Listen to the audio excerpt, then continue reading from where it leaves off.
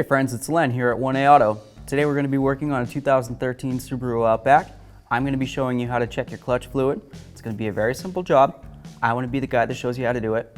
If you need any parts, you can always check us out at 1aauto.com. So here we go. Right here is where your clutch fluid is located. You can see that it has a level line there, a level line here, okay? Low, high. It's right in between. Generally speaking, that's pretty decent right where it is. If you did for some reason want to fill it, just make sure you clean it off a little bit. Get it all nice and clean the best you can. On the top it says to make sure that you use brake fluid from a sealed container. It doesn't specify what kind of brake fluid, but I'm going to go with the assumption that you should probably use the same fluid you're using in your braking system because it's the same vehicle, right? And this is .3 specific.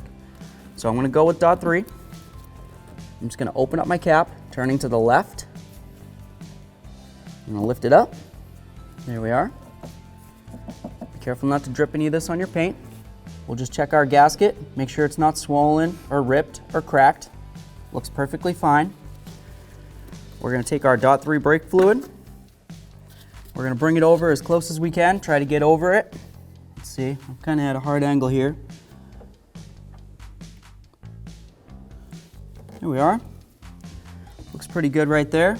We'll take our cap, it's nice and clean. We'll set it into the little grooves.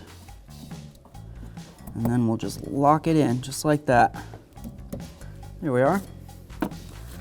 Looks pretty good. So there we go. Now we've topped off our clutch fluid.